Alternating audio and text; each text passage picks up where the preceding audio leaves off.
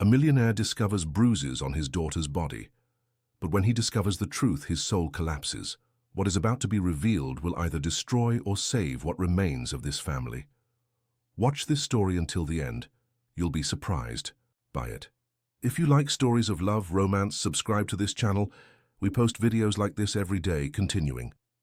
James Sullivan's world was made of silence. Not the contemplative kind found in libraries or Zen gardens, but the kind imposed by travertine marble corridors, doors with German acoustic insulation, and gazes that never dared cross certain invisible boundaries. His penthouse in Beacon Hill, Boston, occupied the top 2 floors of a building he himself had commissioned, with a privileged view of Boston Common. Each room breathed the kind of discreet luxury that only true billionaires can cultivate, the kind that doesn't shout, but merely whispers its power through details that cost more than entire houses. James had built a hotel empire that extended across the country. From resorts in the Florida Keys to boutique hotels in the historic center of New Orleans, the Sullivan name was synonymous with elegance and exclusivity. But all this success came accompanied by a coldness that bordered on the pathological. At 42, widowed for 5 years, he had transformed into an automated version of himself. Functional, efficient, but devoid of any genuine human warmth. His daughter Emma, now 16, was the only real bond that remained between him and humanity. A fragile link, kept under constant surveillance through rigid rules, meticulously planned schedules, discreetly positioned security cameras, and most recently, a behavioral tutor named Hannah Thompson. Hannah had arrived in the Sullivans' lives 6 months earlier, presenting impeccable credentials in adolescent psychology and a serenity that seemed genuine. James had hired her after a series of troubling episodes with Emma, plummeting grades, increasing social isolation, and a sadness that seemed to consume the girl from within. James's wife, Sarah, had died in a car accident when Emma was only 11, and since then the girl seemed to live in a bubble of melancholy that not all the money in the world could penetrate. Emma was a delicate shadow within the Sullivan penthouse, beautiful in an almost ghostly way, with brown hair inherited from her mother, and penetrating green eyes that seemed to see beyond appearances. She had a subtle intelligence that sometimes frightened her own father. It was as if she didn't entirely belong to that world of privilege and power, as if an essential part of her was always somewhere else, unreachable. That Tuesday in March, when the Boston autumn was beginning to show its first signs, James arrived home earlier than usual. He had cancelled a meeting with Japanese investors after a strange sense of urgency he couldn't explain. The apartment was immersed in the usual silence, broken only by the distant murmur of the central air conditioning. That's when he heard the noise, a dull thud followed by a muffled groan. James climbed the steps of the curved staircase leading to the 2nd floor of the penthouse, where the bedrooms were located. He found Emma lying on the corridor floor near the top of the stairs. She was conscious but clearly dizzy, trying to support herself on the wrought iron railing. "Emma, what happened?" His voice came out drier than he intended, as always happened, when fear caught him off guard. "I tripped, Dad, that's all." She tried to smile, but the gesture seemed forced. She was wearing an oversized burgundy sweater, a piece that had become practically a uniform in recent months. James helped her to her feet, and it was at that moment that time stopped. When she raised her arm to lean on him, the sweater slipped, slightly, revealing the skin of her forearm. What James saw made him freeze completely. Bruises, not 1 or 2, but a constellation of dark marks in shades that varied from recent purple to yellowish scars. They spread across her arm like a cartography of pain, too small and precise to be the result of a fall. James didn't scream. He didn't cry. He didn't make any of the dramatic gestures seen in movies. He just observed, frozen, as if watching his own soul cracking into microscopic pieces. His breathing became shallow, almost inaudible, as a deadly coldness took over. Every inch of his body. "Emma," he whispered, his voice loaded with a gentleness he hadn't shown in years. "How did you hurt yourself?" Her green eyes instantly filled with tears, but she looked away. "It was in PE class, Dad. Volleyball game. You know how clumsy I am." The lie was obvious. Emma studied at St. Margaret's Academy, one of Boston's most exclusive institutions, where physical education classes were carefully supervised and would never allow a student to leave injured like this. Besides, the Bruises had a pattern, a location that suggested something much more disturbing. "Let's go to your room," James said, trying to keep his voice steady. "I need to see if you're okay." In Emma's room, decorated in shades of pale pink and white, with a stunning view of the city, James sat on the edge of the bed while she remained standing, hugging herself as if trying to protect herself from something invisible. "Where else are you hurt?" The question came out as a harsh whisper. Emma hesitated, biting her lower lip. Then, slowly, she lifted the sweater enough to reveal more of the extent of her injuries. James had to hold onto the edge of the bed to avoid fainting.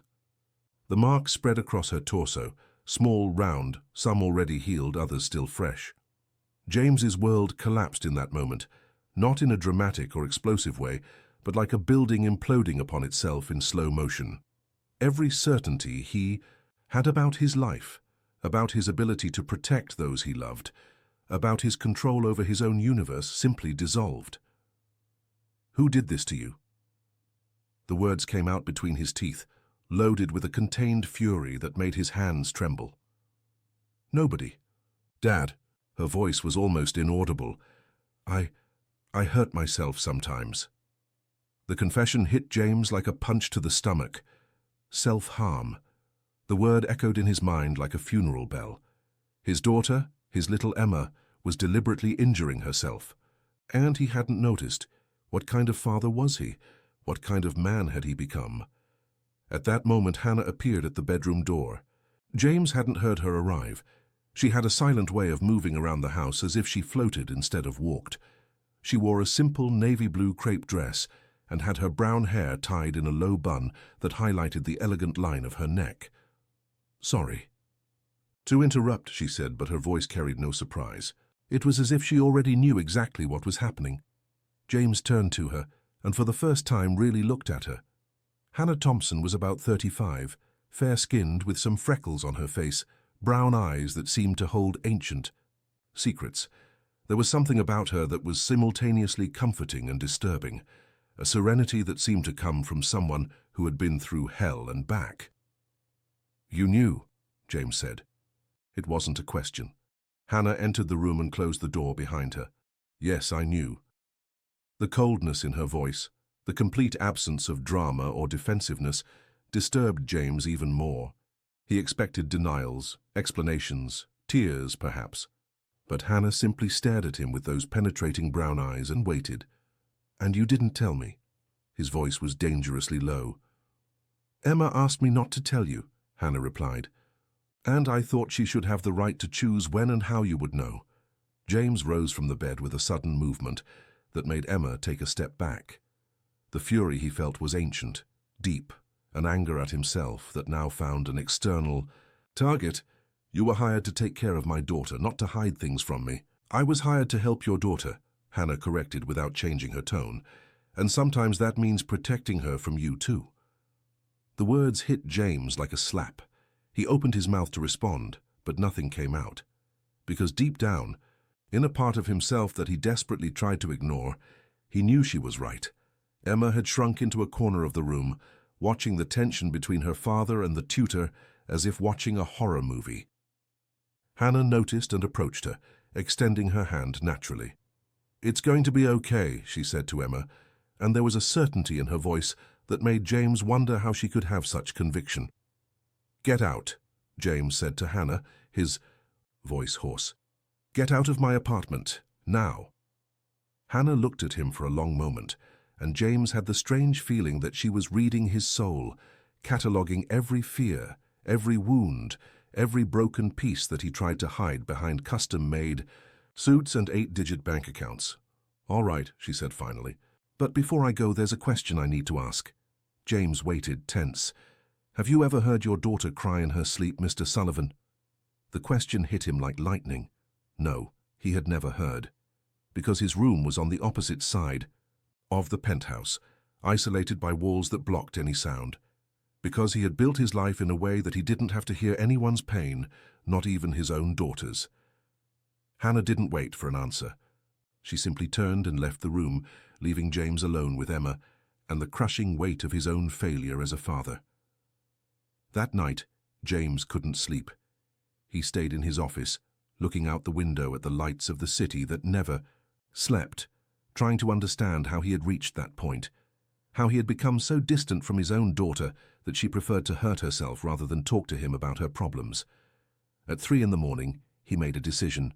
He rose from the leather armchair where he had spent the last few hours and walked silently to Emma's room. The door was ajar, and he could hear her breathing, irregular, interspersed with muffled sobs. She was crying in her sleep.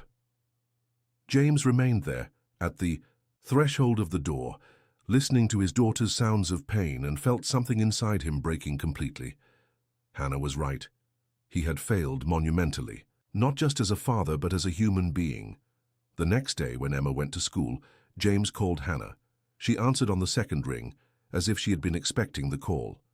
"Come back," he said without preamble. "Please." There was a pause on the other end of the line. "Only if you give me complete autonomy to work with Emma in the way I think necessary," she replied. "You have it. And if you commit to participating in the process, not as an observer but as an active part." James hesitated. The idea of exposing himself, of having to confront his own failures systematically, terrified him more than any business merger or complex negotiation he had ever faced. "Yes," he said finally. "I accept." Hannah returned that same afternoon.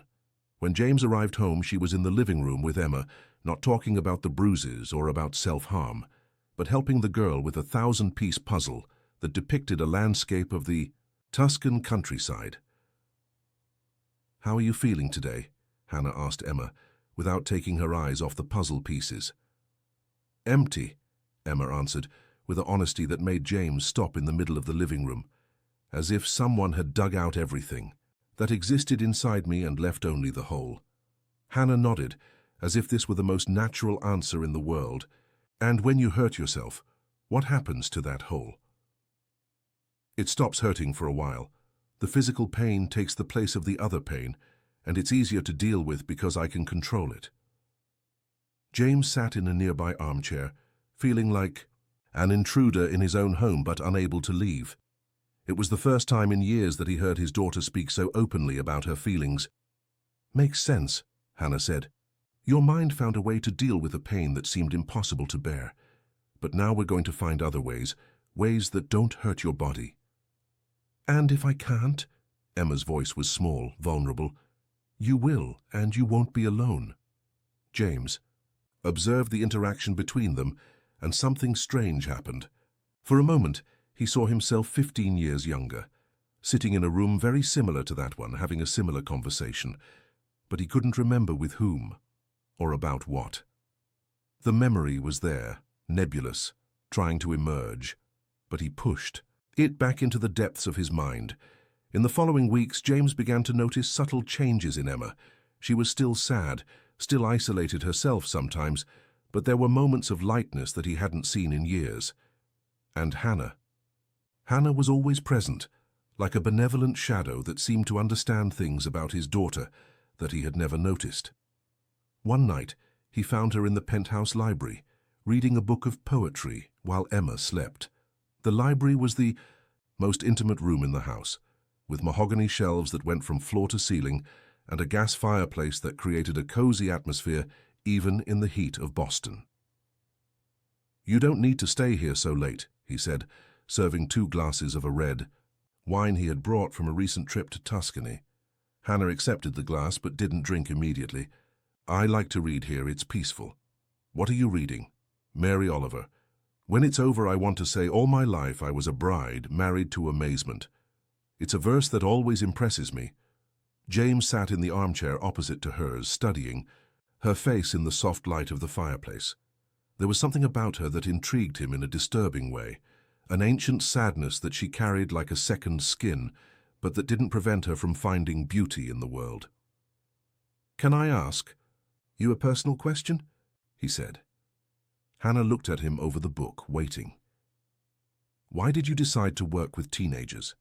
She closed the book, and rested her hands on the cover, as if she needed a moment to formulate the answer. "Because I understand what it's like to feel lost in a world that seems to have rules you never learned. You felt like that as a teenager? I feel like that now." The brutal honesty of the answer left James momentarily speechless. There was a vulnerability in Hannah that she didn't try to hide, and this disturbed him, because he had spent years building layers upon layers of protection around his own vulnerabilities. "And yet you managed to help other people?" Hannah smiled, but there was sadness in the gesture. "Maybe that's why I can help, because I know what it's like to be in the dark." They remained in silence for a few minutes, drinking wine and listening to the distant murmur of the city traffic below. James found himself observing her details, the way she touched her hair when she was thoughtful, the almost imperceptible scar on her chin, the way her long fingers held the glass. "Can I ask another question?" he said finally. "Of course." "What happened to you? What kind of darkness do you know?" Hannah took a sip of wine before answering, and James realized that she was deciding how much of the truth she could share. "I lost someone important," she said finally, "and for a long time I thought it was my fault." "Was it?" "No. But that didn't make the pain any less." James nodded, understanding viscerally what she was talking about. Guilt was a familiar companion. He had carried it since Sarah's death, since he began to realize how he had failed Emma, since a series of questionable decisions he had made throughout his life. "It's strange," he said, "how pain can become almost comforting after a time, as if you no longer knew how to exist without it." Hannah looked at him with an intensity that made him feel exposed, as if she could see through all the masks he wore. "That's exactly it," she whispered. "And sometimes you find another person who carries the same kind of pain, and there's a connection there that's deeper than anything you've ever felt." Their eyes met and remained so for a moment that seemed to extend indefinitely. James felt something changing in the air between them, a tension that wasn't just intellectual or emotional, but physical too. Primitive. He rose abruptly, finishing the wine in one gulp. "It's late," he said, his voice harsher than he intended. "You should go home." Hannah remained seated, observing him with those brown eyes that seemed to see things that he preferred to keep hidden. "Good night, James," she said, using his first name for the first time. The sound of his own name in her voice made something strange happen in his chest, as if someone had lit a small flame in a place that had been cold for years. That night, alone in his room, James lay awake thinking about Hannah.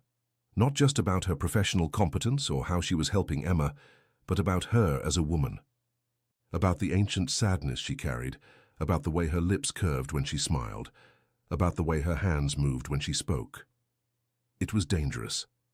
He was stepping into forbidden territory. She was his employee, responsible for his daughter's well-being. Any kind of personal involvement would be not only inappropriate, but potentially destructive for everyone involved. But even knowing this, even trying to convince himself that it was just loneliness and gratitude, James couldn't stop thinking about her. And with each passing day, with each conversation they had, with each moment he saw her interacting with Emma with a patience and understanding that he himself had never managed to demonstrate, the attraction he felt for Hannah grew. It was a complex attraction, loaded with layers that he couldn't completely untangle. There was physical desire, yes, but also something deeper, a sense of recognition, as if he had found someone who spoke the same language of pain and survival that he had learned to speak. And Hannah seemed to feel the same thing. James's behavior changed drastically in the following weeks. During the day, he strived to maintain normality. Executive meetings, video conferences with hotels in the network spread across the country, strategic decisions that moved millions of dollars. But at night, when he arrived home, his attention turned completely to observing the dynamics between Hannah and Emma. There was something there that deeply bothered him, though he couldn't identify exactly what. It wasn't jealousy, at least, not the obvious kind. It was more a visceral sensation that there were layers in that relationship that he couldn't see. Hannah had a way of talking to Emma that suggested an emotional intimacy built very quickly, almost as if they shared secrets that went beyond conventional therapy. One Thursday night, James decided to break his own protocol. Normally, he respected Hannah's work hours and only interacted with her during formal moments of feedback about Emma's progress. But that night, when she was preparing to leave, he intercepted her in the hallway. "Hannah, can I talk to you for a minute? In private." She stopped, adjusting the strap of her purse on her shoulder. She wore a beige blazer over a simple white blouse, but there was something about the way the clothes fell on her body that made James have difficulty maintaining focus on the conversation he intended to have. "Of course. Your office?" They walked in silence to James's office, an environment lined with dark wood with a panoramic view of the city. James closed the door and gestured for her to sit in one of the leather armchairs, but Hannah remained standing, as if sensing that this would not be a comfortable conversation. "I have some questions about your working method," James began, trying to maintain a professional tone. "What kind of questions? Do you document your sessions with Emma? Take notes? Make reports?" Hannah looked at him with a slightly amused expression. "Are you questioning my professional competence, James?" The casual way she used his first name again created a small electric current in the air between them. James approached the window, pretending interest in the view, but actually trying to create physical distance because her presence was affecting his ability to think. "It's not that. It's just, sometimes I have the impression that you know my daughter better than I do, and this happened very quickly." Hannah walked until she was beside him at the window. Her perfume, something subtle with notes of vanilla and wood, invaded James's personal space in a way that made him clench his fists involuntarily. "Maybe it's because I really listen to her," she said, her voice low but firm, without judgments, without an agenda, without trying to shape her answers to fit what I would like to hear. The implicit criticism hit James like a punch. "You think I don't listen to my daughter?" "I think you listen to what you need to hear to feel safe as a father, but Emma needs someone who also listens to the things she can't say out loud." James turned to face her, and the movement left them dangerously close. He could see the small lines around her eyes, the way she slightly bit her lower lip when she was nervous. "And you understand these things she can't say?" "Yes, because I've been in her place." "Hurting yourself?" Hannah hesitated for just a second, but it was enough time for James to realize that he had touched a deep wound. "Among other things," she finally replied. The silence that followed was loaded with a tension that James could no longer ignore. There was a proximity between them that transcended the professional, a magnetic attraction that seemed to be growing with each encounter. He realized that he was looking at her lips, imagining what it would be like to kiss her right there against the office window. "James," Hannah whispered, and there was something in her voice that suggested she was thinking the same thing. The phone rang at that moment, breaking the spell. James answered with a sharpness that made Hannah take a step back. "Mr. Sullivan, this is building security. There's a person down here saying he needs to speak with Ms. Hannah Thompson. Says it's urgent." James looked at Hannah, who had visibly paled. "What kind of person?" "A man, sir. About 40 years old, seems nervous. He wouldn't give his name, but insists it's a family emergency." Hannah was already walking toward the door. "I need to go down." "Hannah, wait." James held her by the arm, and the touch sent an electric shock through his body.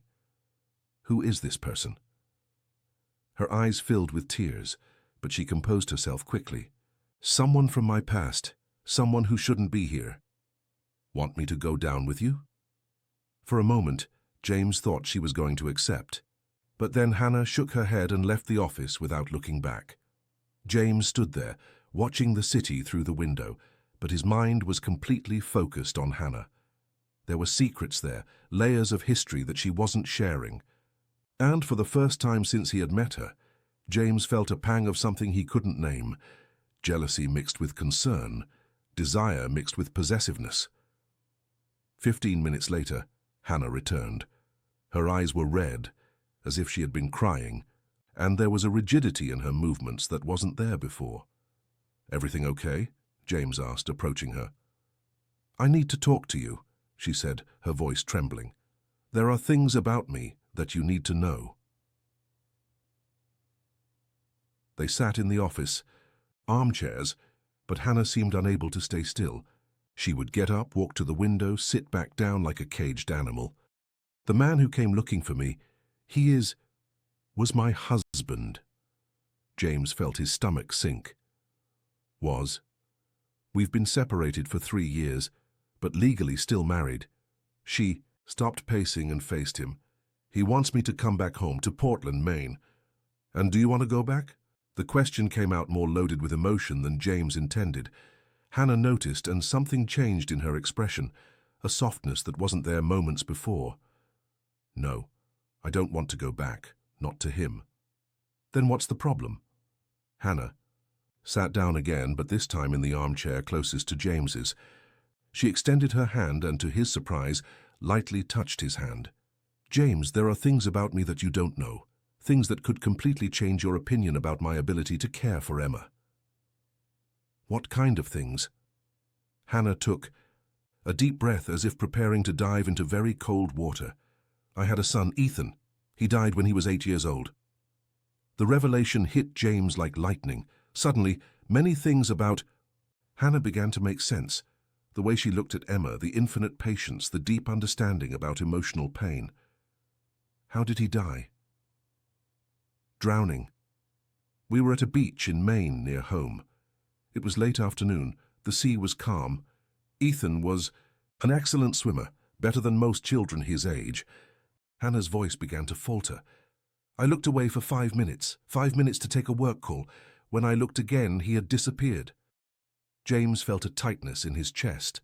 As a father, he could imagine the absolute horror of that moment. The lifeguards found his body 2 hours later. The doctors said he probably had a cramp or was pulled by an unexpected current. But I knew it was my fault. Hannah. After that, I completely collapsed. Severe depression, panic attacks, self-destructive behaviors. She looked at her own hands. I spent 6 months in a psychiatric clinic. James felt as if the floor had disappeared from under his feet. Admitted. I tried to kill myself 3 times, the first taking pills, the second cutting my wrists, the third— She stopped as if unable to continue.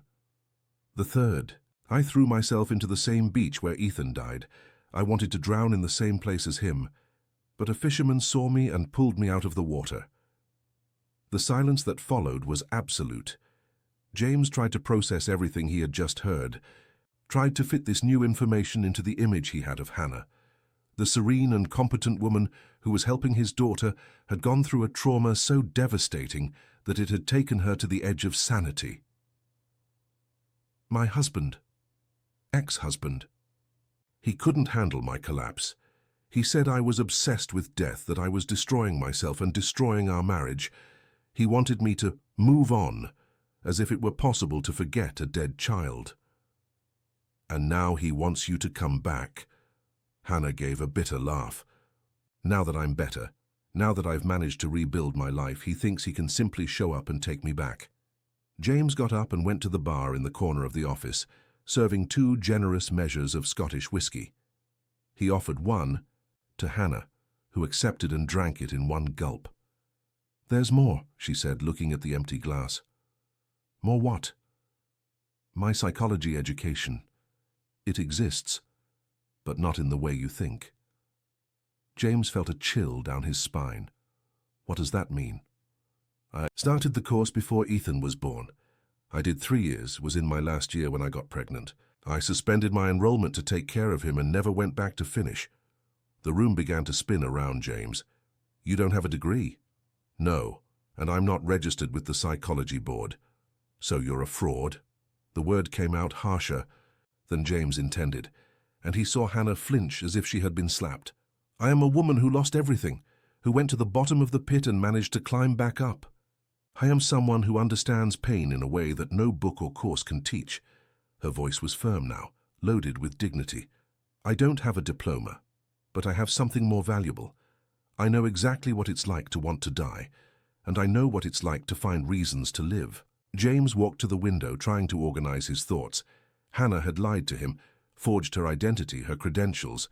On the other hand, he was seeing results with Emma that none of the previous therapists had achieved. "Why did you tell me this?" he asked, still with his back to her. "Because my ex-husband is going to investigate. He's going to discover the truth about my education and use it against me. And because—" She stopped. "Because what?" James turned and saw that Hannah was crying silently, tears running down her face without any sound. "Because I fell in love with you." The words hung in the air like smoke, dense and impossible to ignore. James felt as if someone had punched him in the stomach and kissed him at the same time. "Hannah, I know it's wrong. I know I'm your employee, that I'm here to take care of your daughter. I know I have a complicated past and that you deserve someone without so many scars." She wiped the tears with the back of her hand. "But I needed you to know, before everything falls apart." James walked to her slowly, as if approaching a wounded animal that could run away at any moment. When he got close enough, he extended his hand and touched her face, wiping a tear with his thumb. "You think I care about diplomas?" His voice was hoarse, loaded with emotion. "You think I care about your past?" Hannah looked at him with surprise. "You don't care. I care about what you did for my daughter. I care about the fact that you make her smile for the first time in years. I care about the fact that she's stopping hurting herself because you managed to reach her in a way that I never could." James moved closer until he could feel her breath on his face. "And I care about the fact that you make me feel things that I thought I would never feel again." "What kind of things?" "That I'm not alone. That there's someone in the world who understands what it's like to carry guilt and pain and still try to be a better person each day." Hannah closed her eyes, leaning into his touch. "James, this is dangerous for all of us." "I know. If someone finds out, if your ex-husband spreads information about me, this could affect your reputation, your business. I don't care. And Emma, if she discovers that there's something between us, we'll find a way to deal with it." James tilted his head, bringing his lips close to hers. Hannah didn't move away, but she didn't move closer either. They stayed like that for a moment that seemed eternal, breathing the same air, feeling the sexual tension that had been building between them for weeks. "Are you sure?" she whispered. In response, James kissed her. It wasn't a gentle or hesitant kiss, but something hungry, desperate, as if he had been drowning and she was oxygen. Hannah responded with the same intensity, pressing her body against his, her hands getting lost in his hair. They separated only when the need to breathe became imperative. James rested his forehead against hers, both trying to regain control. "This changes everything," he said. "I know. It's not going to be easy. Nothing worth having ever is." James kissed her again, this time with more gentleness, savoring the moment. When they separated, he realized that the decision was already made. No matter how complicated it was, no matter what obstacles they would have to face, he wanted Hannah in his life and not just as an employee. "What are we going to do about your ex-husband?" he asked. "I'm going to talk to him tomorrow. I'll make it clear that I don't intend to return to Portland. And if he causes problems—" Hannah smiled, and for the first time James saw a flash of the strength she carried beneath all that vulnerability. "Then he'll discover that I'm no longer the broken woman he knew. I rebuilt myself, James, and now I have something worth fighting for." They remained embraced for a few more minutes in silence, absorbing the magnitude of what had just happened between them. James felt as if he were on an emotional roller coaster. The revelation about Hannah's past, the confession about her false credentials, the declaration of love, the kiss that changed everything. But beneath all the confusion, there was a growing certainty. Hannah was exactly what he and Emma needed, not despite her scars, but because of them. Because someone who had been through hell and back had an understanding about survival and healing that no formal education could provide. "I need to go," Hannah finally said, moving away from him with reluctance. "Want me to take you home?" "No. I need time to think, to organize my thoughts before meeting Emma tomorrow." James accompanied her to the penthouse door. Before she left, he held her by the hand. "Hannah, about everything you told me, this doesn't change anything about how I feel about you. In fact, it makes me admire you even more." She smiled, a genuine smile that lit up her whole face. "Thank you for listening to me, for not judging me. Thank you for trusting me." After Hannah left, James poured himself another whiskey and settled into the office armchair, trying to process everything that had happened. His life had become infinitely more complicated in the space of an hour. He was getting involved with a woman who had a traumatic past, false credentials, and an ex-husband who apparently didn't accept the separation. On the other hand, for the first time in years, he felt alive. Really alive, not just functioning on autopilot. Hannah had awakened something in him that had been dormant since Sarah's death. The ability to feel deeply, to connect with another person on a level that transcended the rational. James looked out the window at the city lights and made a decision. No matter what complications lay ahead, he was going to fight for Hannah. And he was going to protect her, in the same way that she was protecting and healing Emma. What he didn't know was that at that very moment, a few miles away, Hannah's ex-husband was sitting in a hotel room making calls to people who could help him destroy the new life she had built. And that Emma in her room had heard parts of the conversation between her father and Hannah through the intercom system that James had forgotten to turn off. The storm was just beginning. Emma couldn't sleep that night. The words she had heard through the intercom echoed in her mind, like fragments of a disturbing song that she couldn't stop repeating. Hannah had lost a child. Hannah wasn't really a psychologist. Hannah was in love with her father, and her father. Her father had kissed Hannah, lying in her king-size bed, looking at the ceiling where small phosphorescent stars formed constellations that her mother had stuck years before. Emma tried to process the avalanche of information. Part of her felt betrayed. Hannah, the only person she had completely trusted in the last few months, had lied about who she was. But there was another, part smaller and more confused, that felt strangely relieved. If Hannah wasn't a real therapist, then perhaps their connection was genuine, not just professional. The sound of footsteps in the hallway made her pretend she was sleeping. James passed by her bedroom door, stopping for a few seconds as he always did, since discovering about the self-harm. Emma heard his breathing, heavier than normal, and knew that he too was disturbed by the events of the night. When the footsteps moved away, Emma silently got up and went to the window. Boston stretched before her like a sea of lights, each bright, point representing lives she would never know, dramas she would never witness. For a moment she felt an almost irresistible urge to open the window and throw herself out, to become just another tragedy in the urban vastness. But the image of Hannah's face, Hannah's true face, broken and rebuilt, appeared in her mind, and the urge passed. The next morning, Emma decided to pretend that nothing had happened.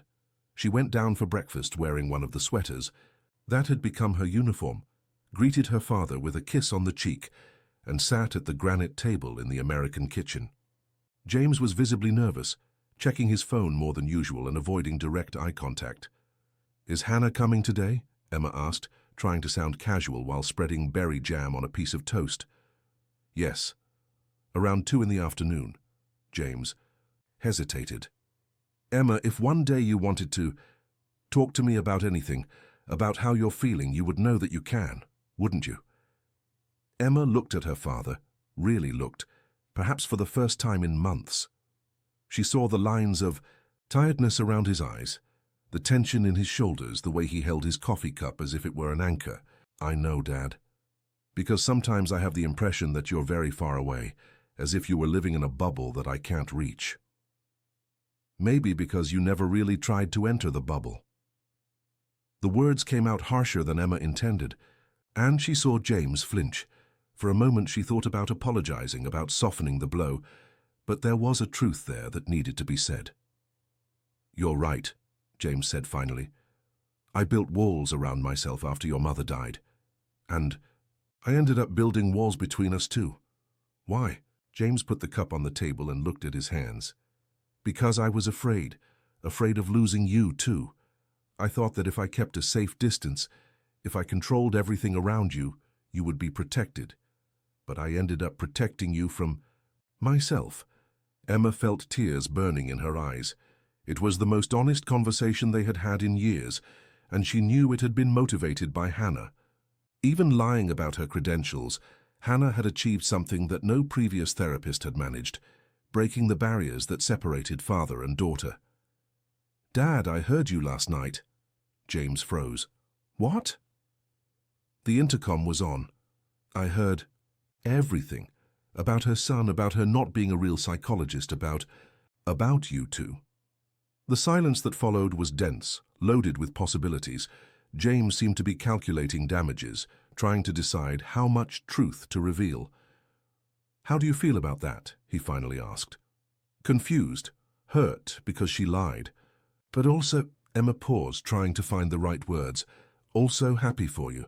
Happy for me. Oh, you're different since she arrived. Less you're dead inside." The raw description hit James like a punch. That was exactly how he felt before Hannah, dead inside, functioning only by momentum, without any real connection to life. And about Hannah? How do you feel about her? Emma thought for a long moment. She understands me in a way that no one else understands, and now I know why. She's been where I am.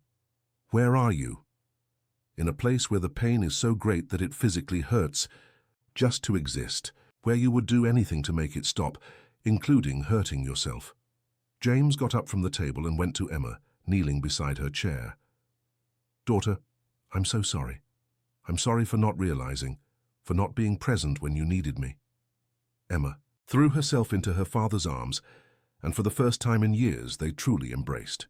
Not a formal good-night or goodbye hug, but an embrace of two people who finally allowed themselves to be vulnerable with each other. "I don't want you to send Hannah away," Emma whispered against his chest. "I won't send her away. Even though she's not a real psychologist, especially because she's not a real psychologist." At 2 in the afternoon, Hannah arrived looking like a ghostly version of herself. There were dark circles under her eyes, and her clothes were wrinkled as if she had slept in them. James received her at the door and immediately realized that something was wrong. "What happened?" he asked, leading her to the living room. "Robert, my ex-husband. He didn't accept my refusal last night." Hannah sat on the beige linen sofa, her hands trembling slightly. James sat beside her, close enough to offer comfort, but respecting her personal space. "What did he do?" "First, he called all hours of the night. When I turned off the phone, he started sending messages. Then he showed up at my apartment door at 5 in the morning. James felt a chill down his spine. "Did he hurt you?" "Not physically." But the words... Hannah stopped, breathing deeply. "He said he was going to investigate my life here in Boston, that he was going to find out where I was working and expose my lies, that he would ensure I never got a job in the field again." "Son, Jehovah bitch," James muttered, anger growing in his voice. "And there's more. He brought photos." "What kind of photos?" Hannah opened her purse and took out a manila folder. With trembling hands, she showed James a series of black and white photographs.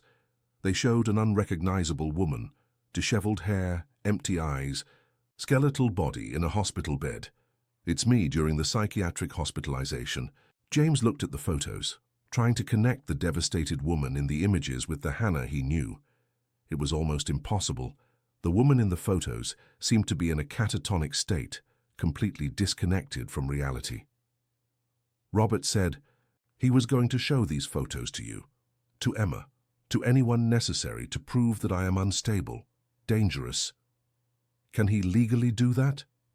The photos were taken without my consent, but Robert has connections at the hospital where I was admitted.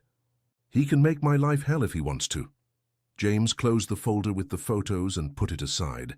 Then, with deliberate movements, he took Hannah's face between his hands. "Listen to me well. I don't care about these photos. I don't care about your past or your previous mental condition. What I care about is who you are now, what you did for my daughter, and what I feel for you.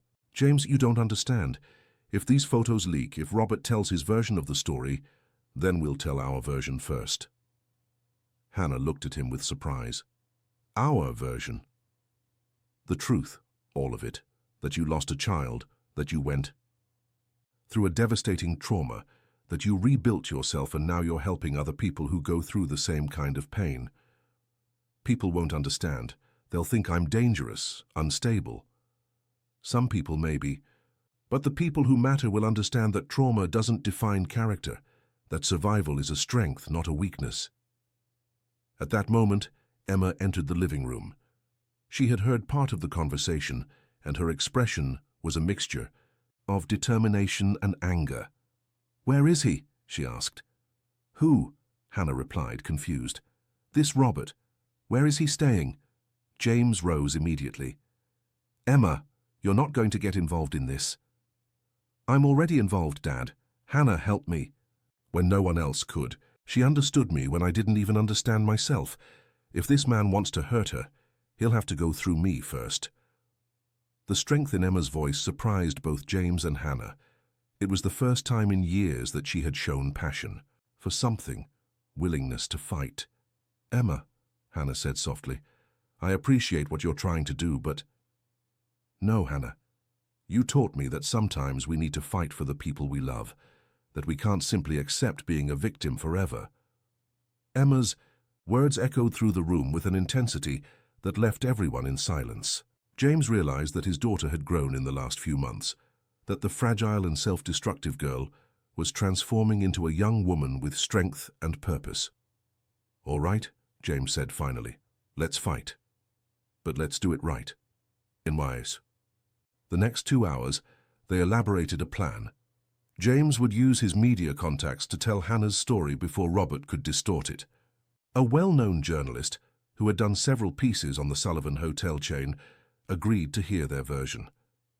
Hannah, initially reluctant, agreed to give an interview where she would speak openly about her loss, her recovery, and her unofficial work with teenagers in crisis. The idea was to transform her vulnerability into strength, her personal tragedy into a story of overcoming that could inspire other people. But Robert was moving faster than they imagined. The following afternoon, when James arrived at the office, his assistant Martha Wilson, a 50-year-old woman who had worked with him for more than a decade, was visibly nervous. "Mr. Sullivan, there's a man here wanting to speak with you. He says he has important information about the person who's taking care of Emma." James felt his stomach sink. "Where is he?" "In the small meeting room. I told him you were busy, but he insisted it was urgent." James entered the meeting room and came face to face with a medium-height man, graying hair and small, calculating eyes. Robert Thompson had the appearance of someone who had been handsome in his youth, but whom bitterness had corroded from within. "Mr. Sullivan, thank you for receiving me." Robert stood up, extending his hand in a gesture that James completely ignored. "What do you want?" "I want to save your daughter from a very dangerous woman." Robert opened a folder and spread documents on the table. Medical reports, psychiatric reports, photos of the hospitalization, all carefully selected to paint Hannah as an unstable and potentially violent person. "Your, how can I call her, employee, girlfriend, is hiding important things from you. Hannah is not just a psychologist without a degree. She is a woman who attempted suicide multiple times, who had psychotic episodes, who was considered a danger to herself and to others." James looked at the documents without touching them. "And?" Robert blinked, clearly not expecting this reaction. "And? Mr. Sullivan, this woman is taking care of your teenage daughter." A teenage daughter who was cutting herself before Hannah appeared and who is now beginning to heal. "You don't understand. Hannah has a sick obsession with children since she lost Ethan. She looks for substitutes, projects her maternal fantasies onto vulnerable children." James leaned forward, and Robert instinctively took a step back. "Go on. She will make your daughter emotionally dependent on her in a sick way. She will isolate her from other influences, including you. And when she gets tired of playing, Mother, when she finds another child to fixate on, she will abandon Emma and leave her even more destroyed." "Do you have any evidence for these accusations? Or are they just the fantasies of a man who can't accept that his ex-wife has moved on? Robert opened his mouth, then closed it. Mr. Sullivan, you're being manipulated. Hannah is an expert in manipulation. She did this to me for years. Or maybe you're a controlling man who couldn't handle the fact that your wife was going through a devastating trauma and needed support, not judgment. You don't know me. No, but I know men like you, men who turn other people's pain into something about themselves, who can't offer real emotional support when it's most needed. James stood up, signaling that the conversation was over. I want you to leave my office, and I want you to stop harassing Hannah. You're making a mistake, Mr. Sullivan, a mistake that could cost your daughter's sanity. The only person who put my daughter's sanity at risk was me, through years of emotional neglect. Hannah is fixing the damage I caused. Robert collected the documents with abrupt movements. When she shows her true face, when your daughter ends up in a hospital bed like Hannah did, remember this conversation. After Robert left, James remained alone in the meeting room, trying to process the conversation.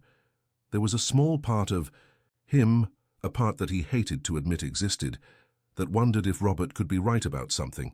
Not about Hannah being dangerous or manipulative, but about the possibility of her connection with Emma being more complicated than it seemed. James called Hannah immediately.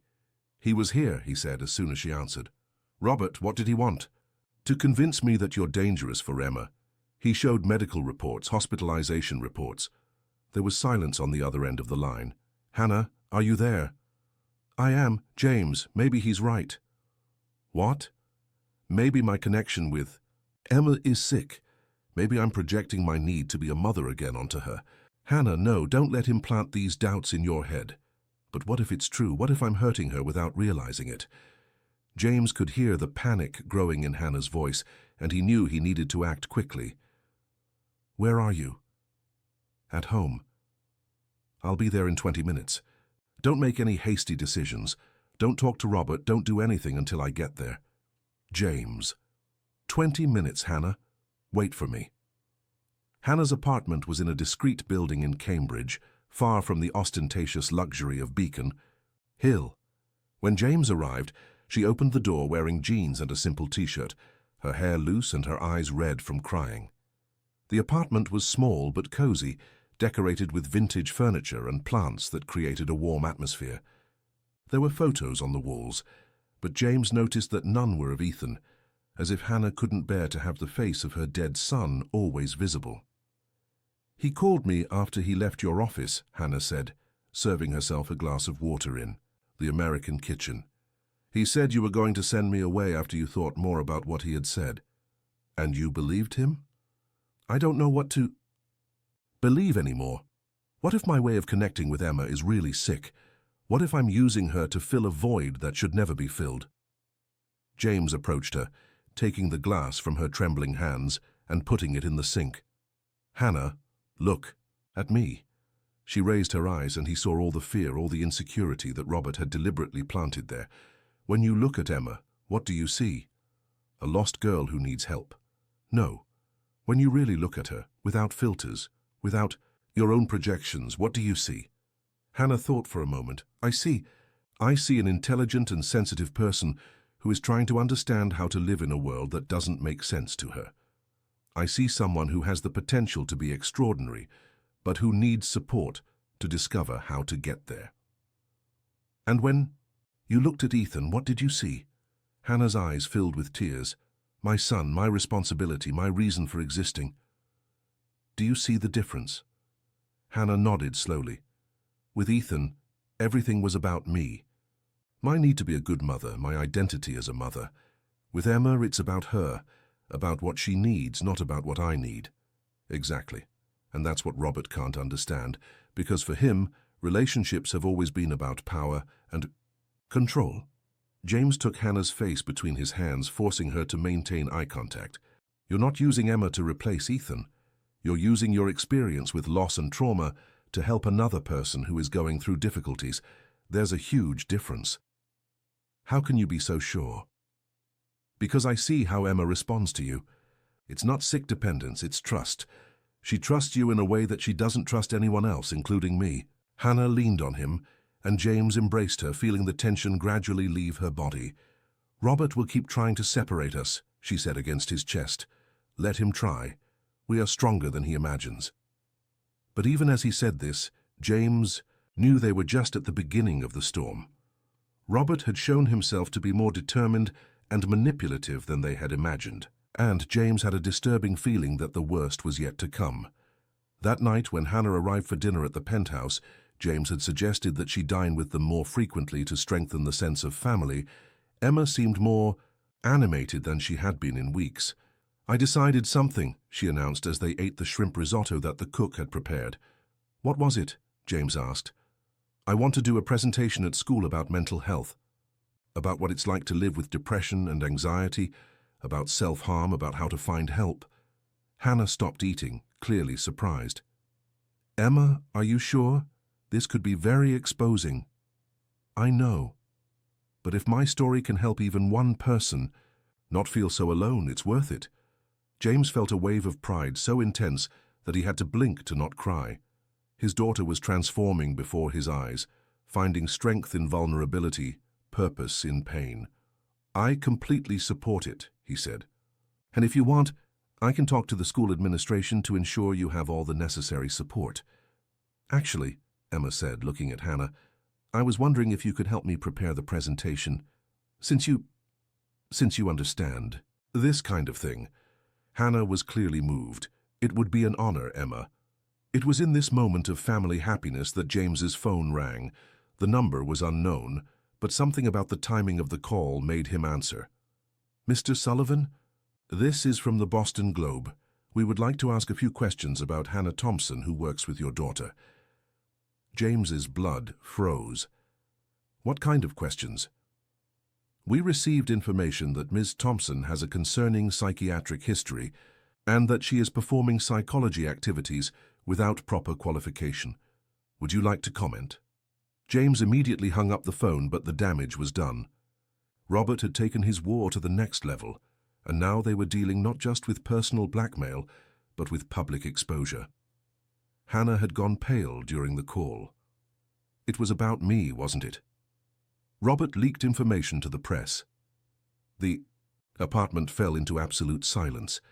Emma looked between her father and Hannah with an expression of growing panic. "What does that mean?" she asked. "It means," James said, his voice loaded with determination, "that it's time for us to go to war." The war began the next morning. James woke up to 16 missed calls from various media outlets. The story had leaked during the night on an online gossip portal with the sensationalist headline, "Hotel Billionaire hires fake psychologist with history of psychiatric hospitalization to care for teenage daughter." Hannah arrived at the penthouse at 7 in the morning, pale and trembling, carrying a travel bag. "I'm leaving Boston," she announced, as soon as James opened the door. "I'm going back to Maine and trying to rebuild my life away from here." "No." James's response was immediate and categorical. "You're not running away.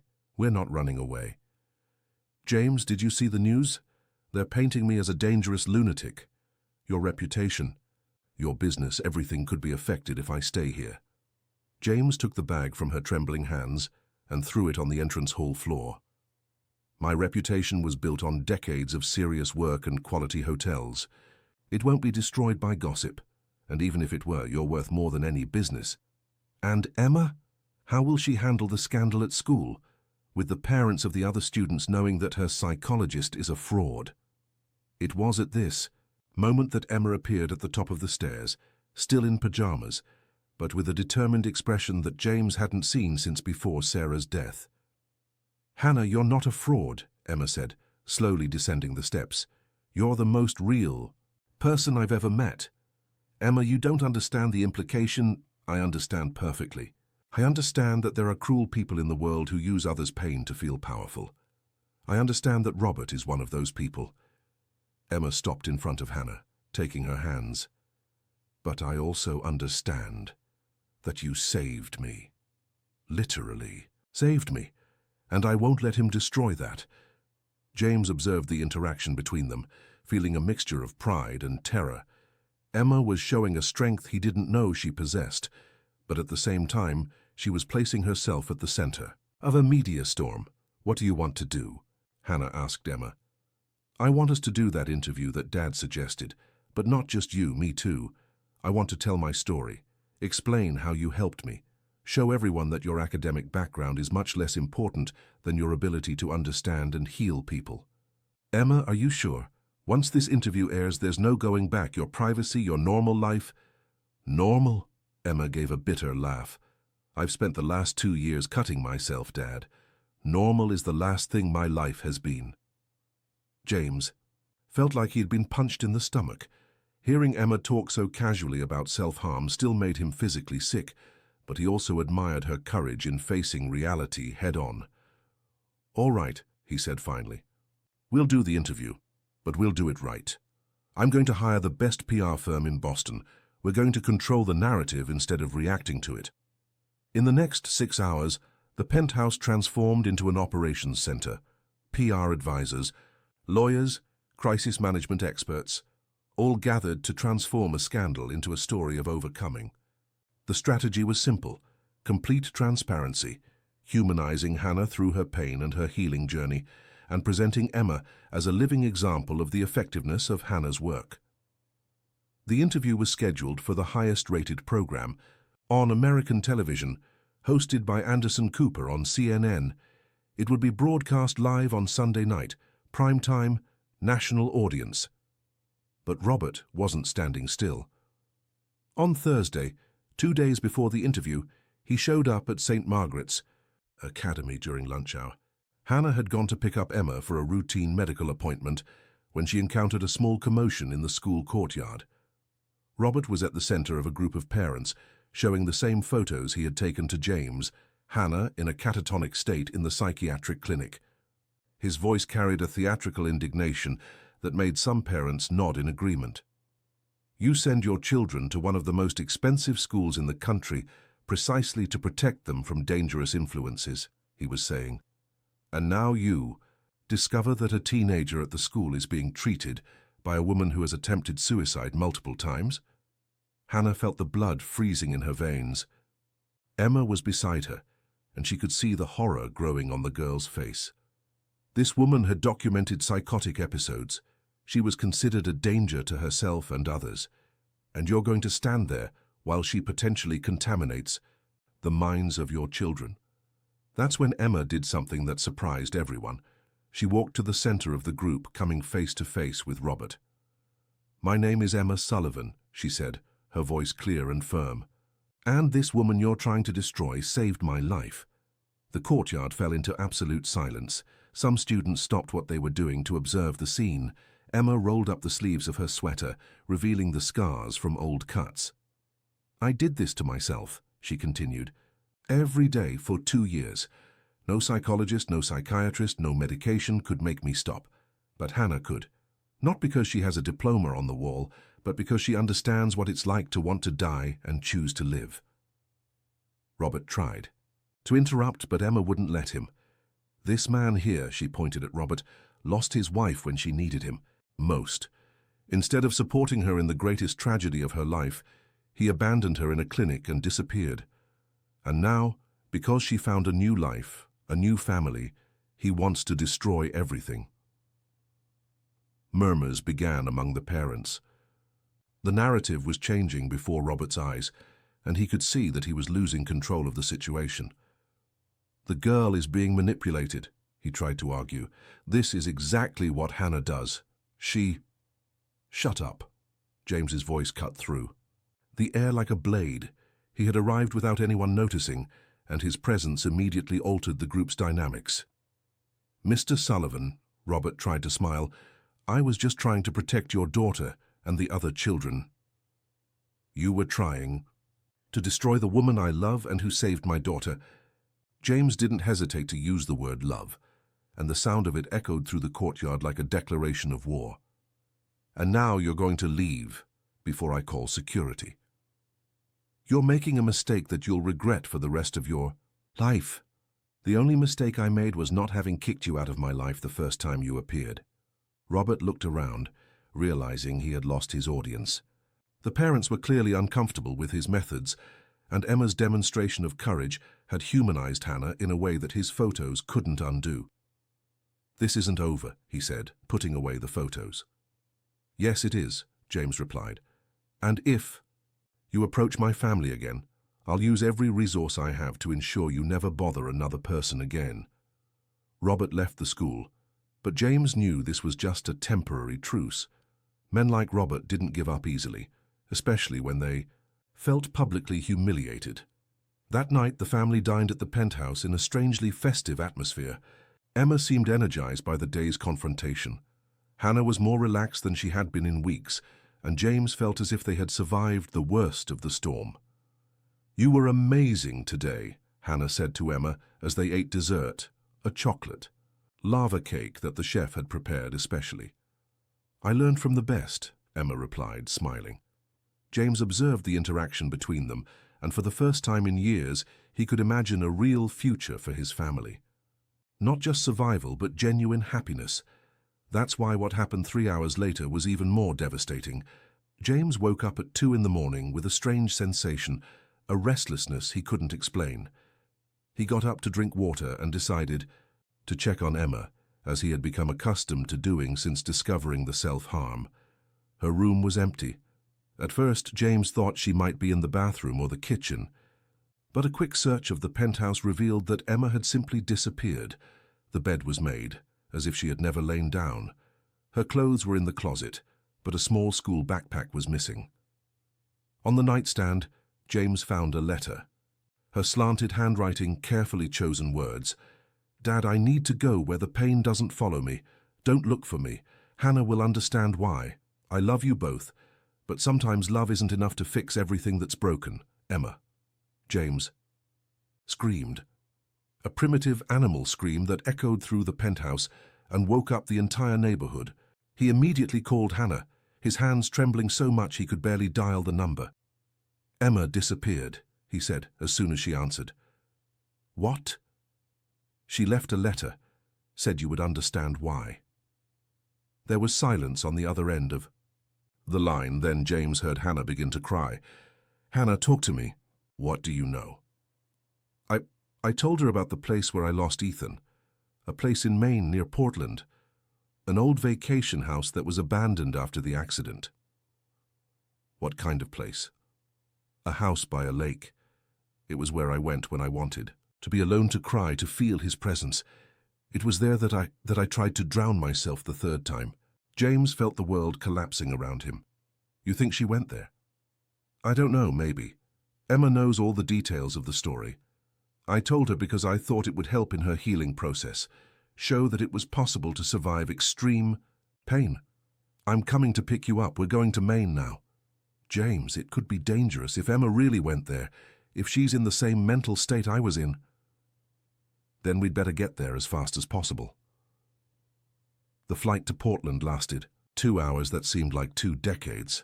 James had chartered a private jet, and during the entire trip, Hannah gave him details about the place where Ethan had died and where she had attempted suicide. The house was in an isolated area about 25 miles south of Portland, on a lake that connected to the sea through a narrow channel. It was a property that belonged to Robert's family, but that had been abandoned after the tragedy. Hannah had kept the keys for years, visiting the place whenever the pain became unbearable. "Why? Did you never get rid of the keys?" James asked during the flight. "Because that place was the last physical connection I had with Ethan. It was where I could feel that he still existed in some way. And now Emma is there. If she really went..." "James, I don't know what mental state she might be in. The pressure of the last few days, the public exposure, the confrontation with Robert, it might have been too much for her to process."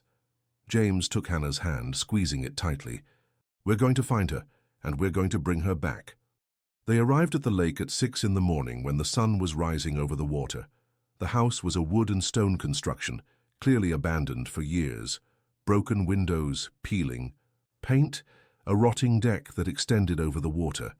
Hannah's car, a Civic that she had left in a garage in Portland, was parked at the entrance to the property. "She's here," Hannah whispered. They found Emma sitting at the end of the deck, her feet in the water, looking at the horizon where the lake met the ocean.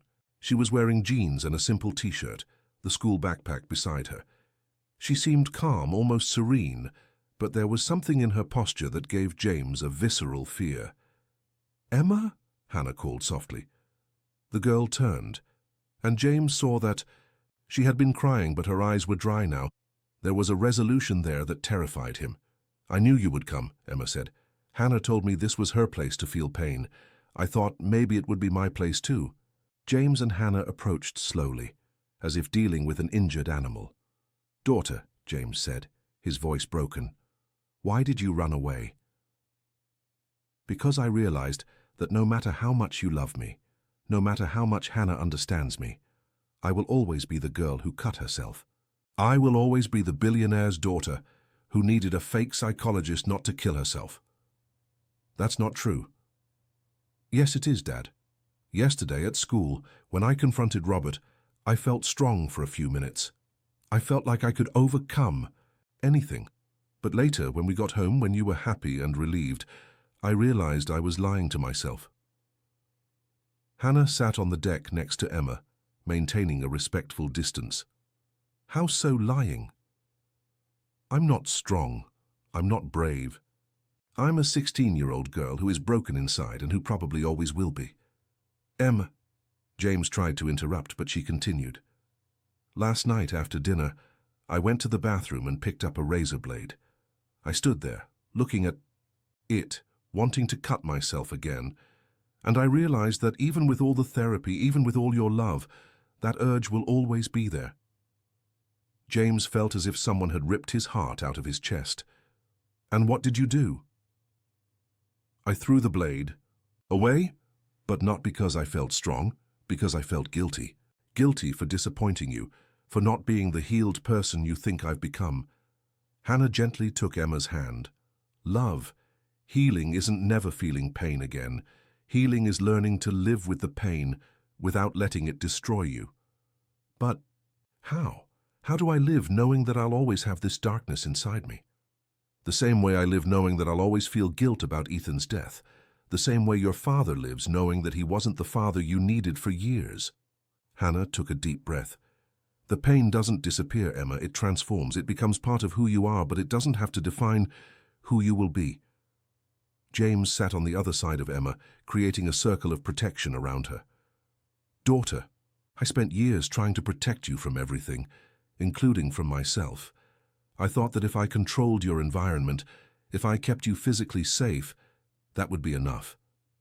But real protection isn't about control. It's about being present. When the person you love is going through difficult times, and if I never get completely better, then we'll be here on the bad days too, not just on the good ones." Emma finally began to cry, not the silent crying that had become her trademark, but deep, liberating sobs that seemed to come from a very deep place within her. Hannah embraced her, and James embraced both of them, and they stayed like that for a long time, sitting on the deteriorated deck, letting all their pain be acknowledged and accepted instead of hidden. "There's something I need to ask you both," Emma said finally, moving away from the embrace. "Anything," James replied. "Hannah, are you sure you want to stay, even knowing that I'm not a healing project that can be completed? Even knowing that I'll have bad days, relapses, moments when I'll want to give up?" Hannah looked at Emma, then at James, then back at Emma. "Love, I don't want to stay to heal you. I want to stay because you, with all your complexities and difficulties, make me want to be a better person. Because caring for you taught me that it's possible to transform pain into love. And Dad, are you sure you want to stay with Hannah, even knowing that she comes with baggage, with crazy ex-husbands, with a complicated past?" James smiled, the first genuine smile in days. "Daughter, I fell in love with Hannah precisely because of her baggage, not despite it. Because she showed me that it's possible to go through hell and still have the courage to love someone." Emma looked at the two of them, then at the lake water where Ethan had died, where Hannah had almost killed herself, where she herself had come to confront her own demons. "Then let's go home," she said finally. "All of us. Together." The flight back to Boston was completely different from the flight there. Where before there was desperation, now there was a kind of exhausted peace. Emma slept, leaning on Hannah's shoulder. James held her hand during the entire journey, and for the first time in years, the three felt like a real family. The interview with Anderson Cooper happened as planned the following Sunday. But instead of being a desperate defense against accusations, it became an honest conversation about pain, loss, healing, and love.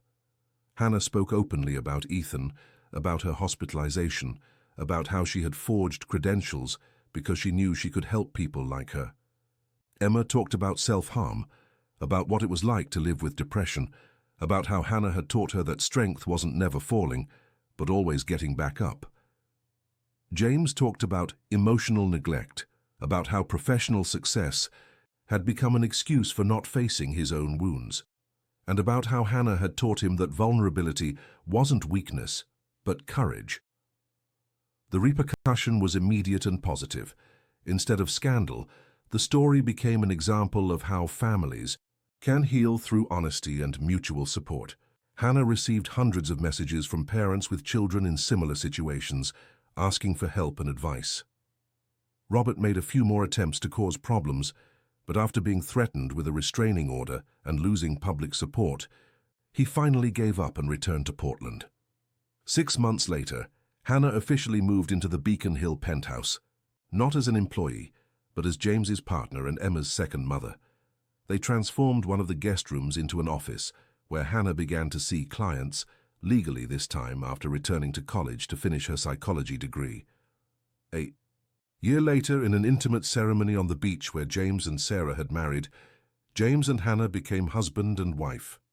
Emma was the maid of honor, wearing a blue dress that highlighted her green eyes and a smile that lit up her whole face. There were still difficult days. Emma still had episodes of depression. Hannah still dreamed of Ethan. James still struggled against his tendency to solve emotional problems with control and money. But they faced these difficulties together, as a family that had learned that true love isn't about perfection, but about acceptance. And on nights when the pain became too intense, they gathered in the penthouse library, drinking tea and reading poetry, reminding each other that survival is possible, that healing is a process, and that sometimes the strongest families are those that are built through choice, not just biology. Hannah never returned to the lake in Maine, but she kept the keys not as a symbol of pain, but as a reminder that the places that almost destroy us can also be the places where we learn that we are stronger than we imagine. And every morning when she woke up next to James, when she saw Emma preparing breakfast in the kitchen, Hannah whispered a small prayer of gratitude. For Ethan, who had taught her to love unconditionally. For James, who had taught her that it was possible to love again. And for Emma, who had taught her that sometimes those who need healing end up being those who have the most to offer. Their love wasn't perfect, but it was real, built on solid foundations of honesty, acceptance, and the understanding that the most valuable people are often those who have been broken and rebuilt themselves. And that, they discovered, was more than enough.